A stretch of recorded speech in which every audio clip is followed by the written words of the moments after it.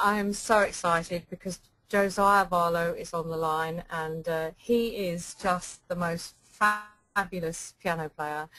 Um, I mean, I've been so lucky because we've had a few rehearsals, so I've been privy to practice runs and hearing him play. We're going to talk tonight a little bit about what inspired him to become the great musician he is. And I'm going to stop talking now and introduce you to Josiah Barlow. Josiah, are you there? I certainly am, Maria. Good evening. How are you? Yeah, I'm really good. I'm so excited. I am as really well. I've so enjoyed, we've been going through what we're going to talk about, and we've just been chatting, and you're just fascinating. So tell us a little bit about yourself and what it is that you want to do. Absolutely. And the first thing I want to say is a huge thank you to Magic School Online and to you, also Brandon on the technical side. It's just such a pleasure to have you do all this work and have me here. Wonderful opportunity, so thank you. And about me, where shall I begin? Well, where would you like to begin? Well, I could begin at the beginning. That would be a great place to begin. I was. Very good place to start, to quote another. That's a very good place to start. I was born. Probably the biggest part of what's been a challenge as I started teaching myself how to play was I was born without a complete left hand, and so when I was about 7 years old, I started to teach myself how to play. Obviously, there's no fingering methods or techniques built for people without 10 fingers. So, well, can I interrupt at this point and say that I've heard your songs, and you would never guess, absolutely never guess in a million years that you don't have 10 fingers. It's quite amazing. Well, thank you. And of course, there is the free MP3 that's available to download on our site, which we'll go into later. So, absolutely. Sorry, please carry on. So as I was mentioning, it has been quite the fun challenge as I've been growing up. I was also born very intuitive, very empathic, and as I begun to teach myself how to master the keys, I began exploring what it was like to take an emotion that I felt and express it through music. And that really became the basis of what I do and how I play, is that it's not just sound, it's not just something that your ears can pick up.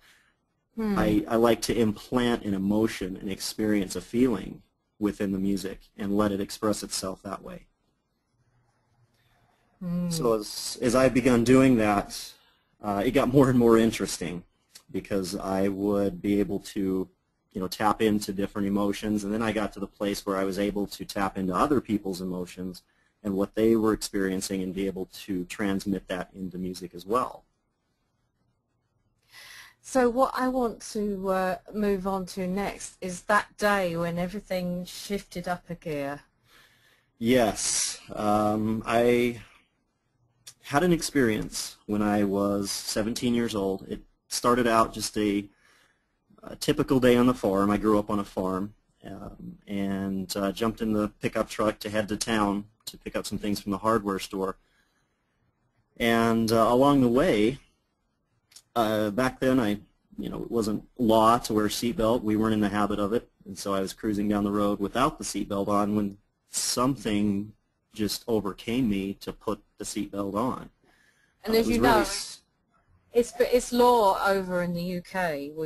It's been law here for a long time, so it's not a concept we really kind of think about anymore. But I guess then it wasn't. It was unusual to wear a seatbelt, I'm guessing. So yes, the idea that you should want to put the seatbelt on was even more unusual. It was very unusual, yes, and it is law now here as well. It wasn't back then though. Right. But what happened is I reached over, I clicked in the seatbelt, and I remember thinking at the time, well, that was weird. This feels strange. I never wear this.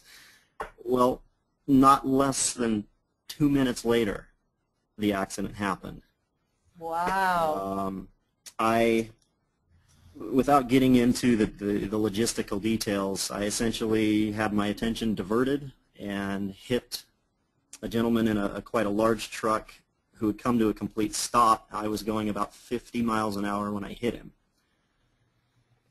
So what happened from there, once again sparing the gory details, it took them a while to carve me out of the truck. The engine had been pushed through the dash. I had went part way out of the windshield. It was just completely crumpled around me.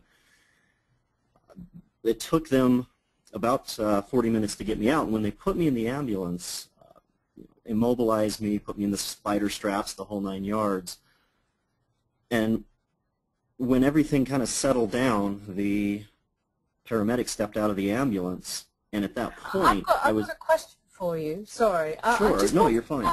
Was anything going through your mind as you were actually going through the wind? As the accident was happening, did times, because you hear people talk about accidents they've been in where time slows down. I mean, was that sort of thing that happened to you, or?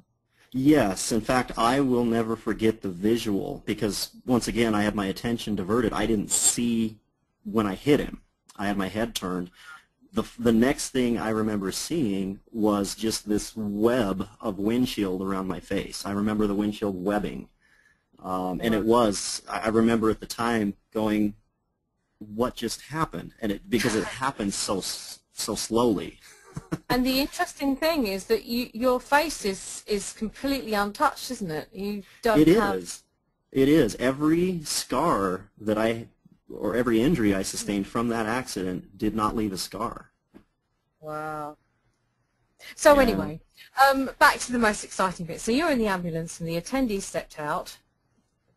Correct. The paramedic stepped out, and I was sitting there watching my vitals up on the little monitor up on the top right. And I remember laying there, and it was as if I had just gotten to a Zen state. I know I was in shock. I'm sure my body was pretty beat up. But I remember thinking very clearly, and I had this knowing that I was going to die. And it didn't scare me. It wasn't frightening. I wasn't panicked. It was very relaxed. It was almost as if it was just an acceptance. And so I was watching the little graph up on the vital monitor and watched my heart rate slow down, get weaker, and then it flatlined. And I remember laying there thinking, that's my heart rate, and it stopped. Wow. And then all this... it was like you were still here at that point. You were still here saying, hang on a minute, that's me. Correct. Wow, that is so surreal. Still in the ambulance, still lying there with my body, my mind. When that happened, I would have to say, I don't know, in terms of time, probably 10 seconds or so after I'd flatlined, it was as if someone flipped a switch, and I went from feeling immense pain to feeling something that I am yet to this day, I'm not able to explain it in the way that I